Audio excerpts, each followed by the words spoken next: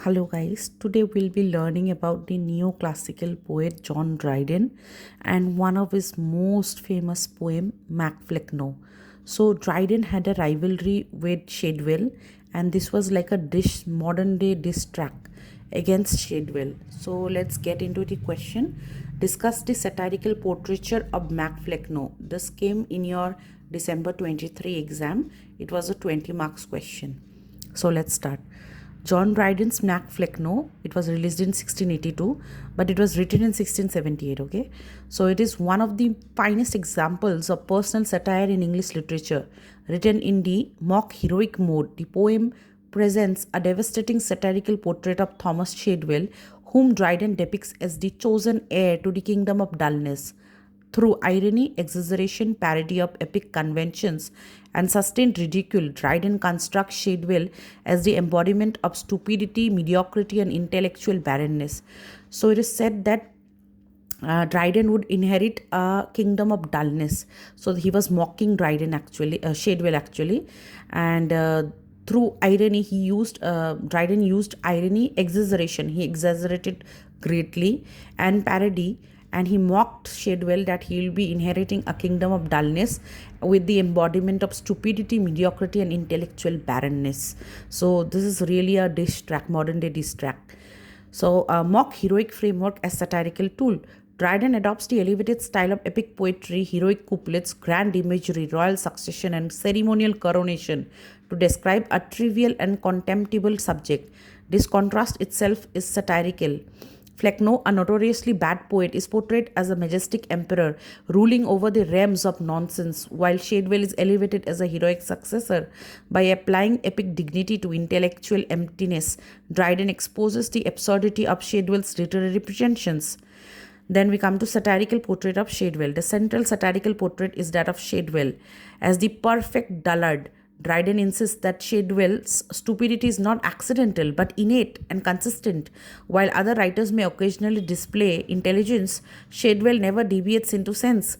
This relentless dullness becomes his defining virtue in the inverted world of the poem. Dryden further mocks Shadwell's physical appearance, suggesting that his bulky body mirrors his heavy and sluggish mind.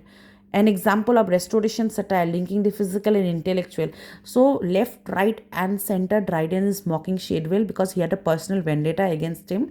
So, he mocked his physical appearance, he mocked his intellect, he mocked his kingdom of dullness, kingdom of nonsense, everything.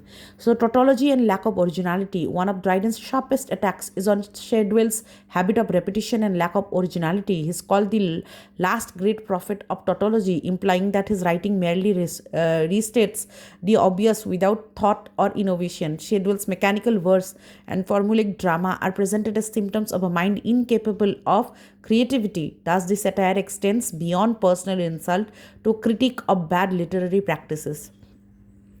Flecknoe as satirical mouthpiece. Research Flecknoe functions as both as a character and a satirical device. As a failed poet himself, Flecknoe is ironically well qualified to judge dullness. His emotional pride in Shadwell is deeply ironic, since a father rejoices not in talent but in stupidity. Flecknoe's role heightens the satire by suggesting a hereditary lineage of bad writing where dullness is passed down like a royal crown.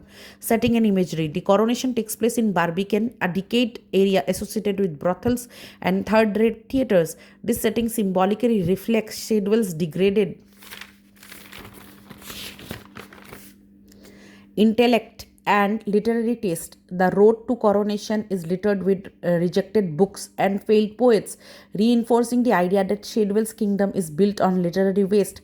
Such imagery strengthens the satirical portrait by situating the character in a world that mirrors his worth.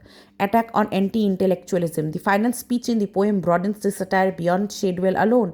Flecknoe advises the new king to wage war against wit, learning, and intellectual effort, portraying thinking as a disease. This exaggeration satirizes not only Shadwell but also the wider cultural trend of anti-intellectualism and shallow theatrical success during the Restoration period. We'll conclude with in Flecknoe, Dryden's satirical portraiture is both personal and universal. While the immediate target is Thomas Shadwell, the poem also condemns dullness, imitation, and the decline of literary standards. Through mock heroic irony, vivid imagery, and sustained exaggeration, Dryden transforms a literary quarrel into a lasting masterpiece of satire. The poem endures because its portrait of intellectual emptiness transcends its historical moment, making Flecknoe a timeless example of how satire can annihilate its subject with wit rather than argument.